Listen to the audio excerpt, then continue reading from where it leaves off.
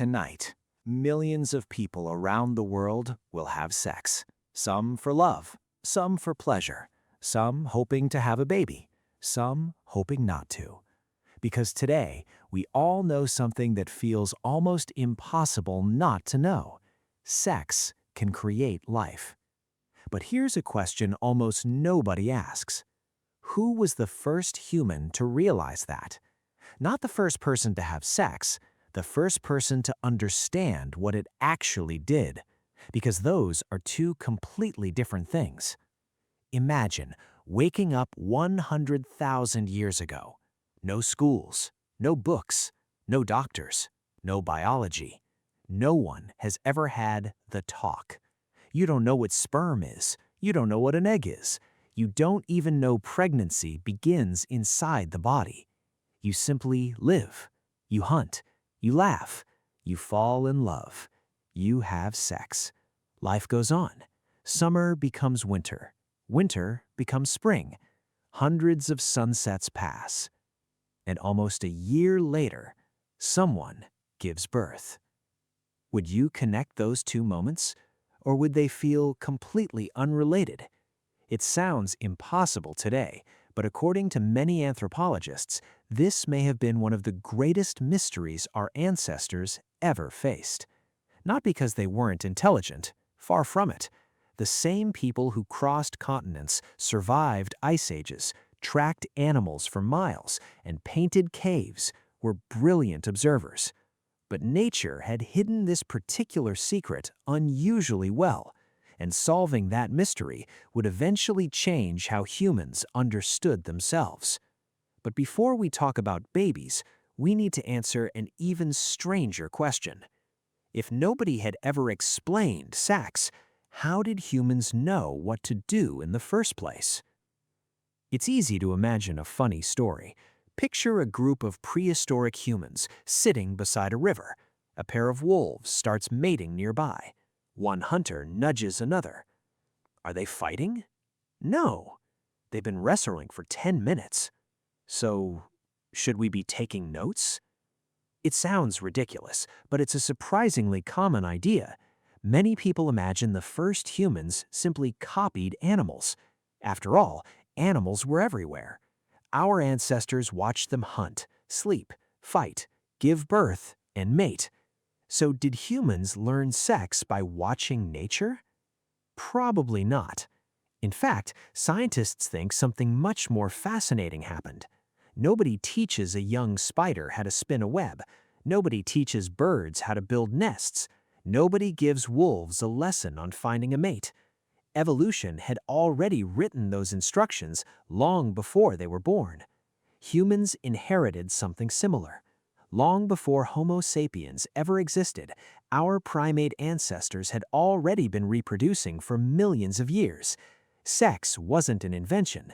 It wasn't a discovery. It wasn't copied from animals. It was already part of us. Our bodies knew what to do long before our minds understood why.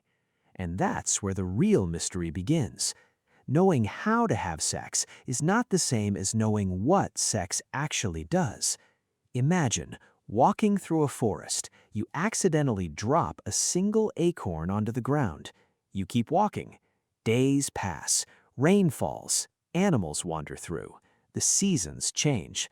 Months later, you return to the same place and find a tiny oak seedling pushing through the soil. Unless you remembered that one forgotten moment, would you ever know you were the one who planted it? Pregnancy creates the same problem. The cause and the result are separated by almost an entire year. Think about everything that happens in 9 months. You move to a different campsite. The weather changes. Animals migrate. Children grow. Someone dies.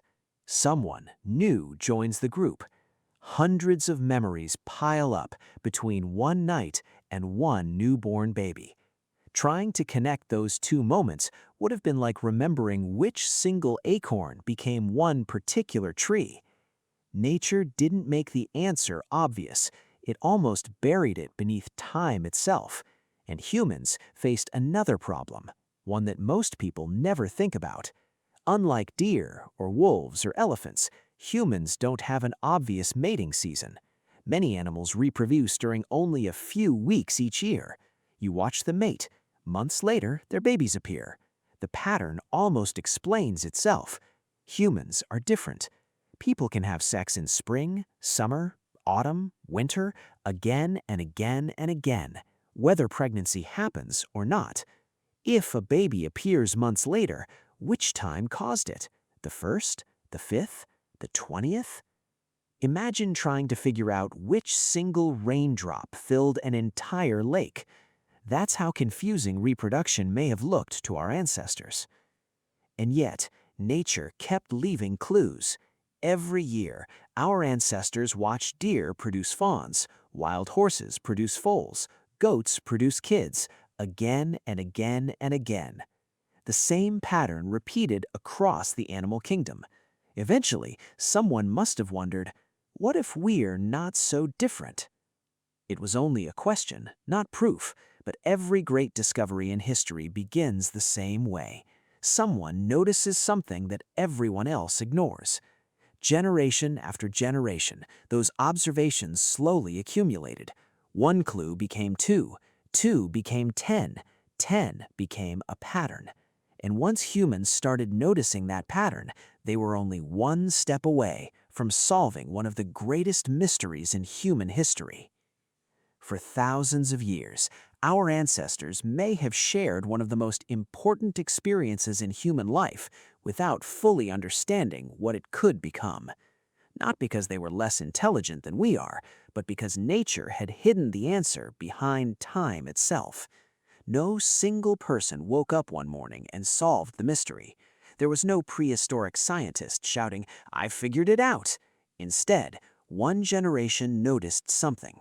The next remembered it. Another compared it with what they had seen in animals.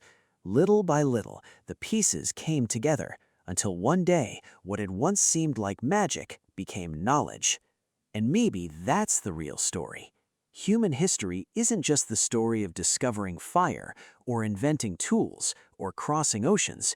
It's the story of turning mysteries into understanding. Because every fact that feels obvious today was once a question nobody could answer, including perhaps the most important question every one of your ancestors ever asked. Where do babies really come from?